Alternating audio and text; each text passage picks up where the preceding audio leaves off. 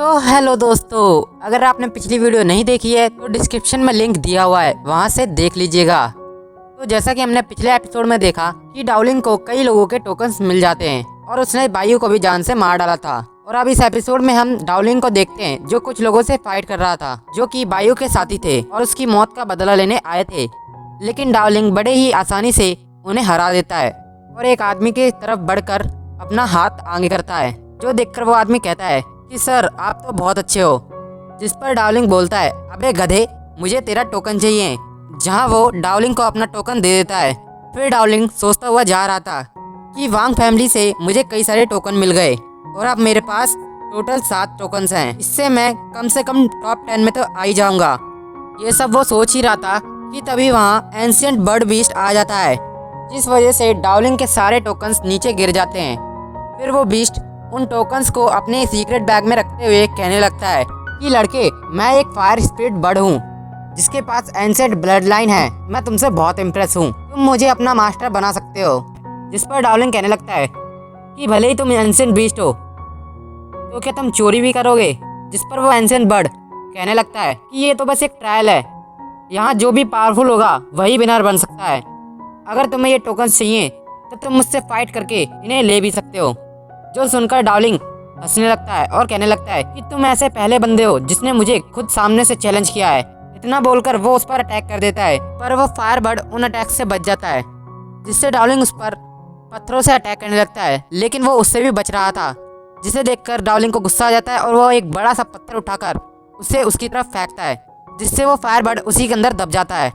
लेकिन वो fire bird अपनी पावर्स का यूज़ करके उस पत्थर को तोड़ते हुए डाउलिंग पर अटैक कर देता है और कहता है कि ये तुमने सही नहीं किया, आज मैं तुम्हें भून कर खा जाऊंगा।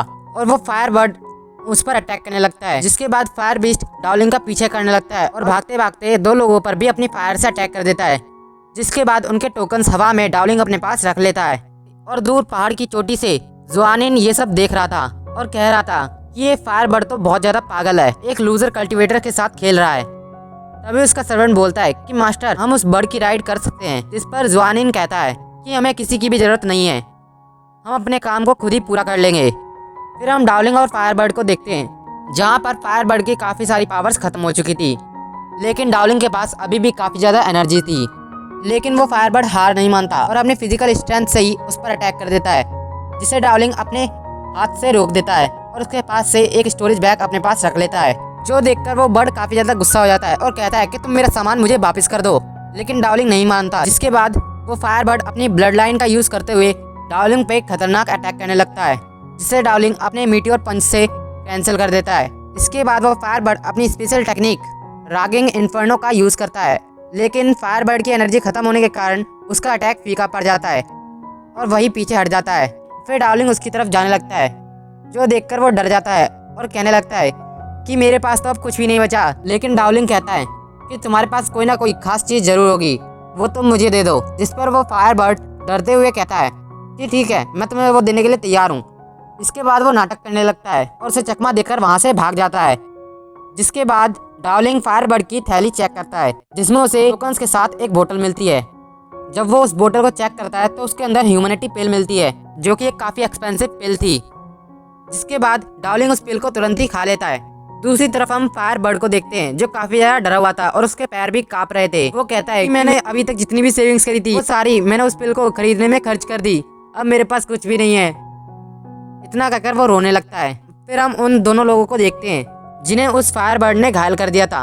वो कह रहे थे कि आज हम बहुत ज्यादा अनलक्की हैं, हमारे पास अब एक भी टोकन नहीं बचा। तभी उसके साथ वाला कहने लगता है कि कोई बात नहीं, लेकिन हमारे बड़े भाई ने एक खास बात बताई है कि यहाँ पर एक रेयर किस्म का एलेक्जर है जिसे एस्ट्रल फ्रूट कहते हैं। भले ही हम फेल हो जाए, लेकिन उन्होंने हमें वो ट्रेजर लाने के लिए कहा है। वो ये सब बात कर ही रहे थे कि उन पर पीछे से कोई अटैक कर देता है, जो कि और कोई नहीं बल्कि जुनफी था। वो उनके पास से वो मैप हासिल कर लेता है और दूसरी तरफ हम डाउलिंग को देखते हैं, जो एक पेड़ पर उल्टा लटक कर कल्टिवेशन कर रहा था, जहाँ वही मिस्टीरियस आवाज उसे कहती है अगर तुम्हें अपने स्टेज से ब्रेक थ्रू करना है तो तुम्हें एक मिथिकल बीस्ट को अपने अंदर ऑब्जर्व करना होगा। जिसके बाद डाउलिंग उसी मिथिकल बीस्ट को ढूंढने चला जाता है, पर तभी उसे अपने सामने जुनफी दिखाई देता है, जिसे देखकर वो छुप जाता है। इसके बाद वो उसका पीछा करने लगता है, जहाँ जुनफी का पीछा करते करते जुनफी को वही एस्ट्रल फ्रूट मिल जाता है। लेकिन जैसे ही वो उसे लेने जाता है, तभी एक मिस्टीरियस बीस्ट उस पर अटैक कर देता है, जिससे गुस्सा होकर जुनफी भी उस पर अटैक कर देता है। पर वो बीस्ट उस अटैक से बच जाता है और जुनफी के हाथों को ही फ्रीज कर देता है। और ये बीस्ट वही मिथिकल बीस्ट है जिसे डाउलिंग ढूंढ रहा था और इसे मार्टिन स्पिरिट कहते हैं। और ये अभी बॉडी रिफाइनमेंट स्टेज के 5th लेवल पर है।